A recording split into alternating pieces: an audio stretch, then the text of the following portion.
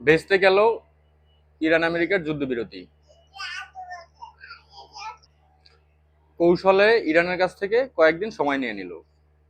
আসলে ব্যাপারটা হচ্ছে কি, যখন দেখছে এই যুদ্ধের পরে, যখন দেখছে যে ইরানের 80% মিসাইল টার্গেটে হিট করতেছে ইসরায়েলের, তখন এই সময়টা নিয়ে ওদের প্রতিরক্ষা সিস্টেমটা আপডেট করছে।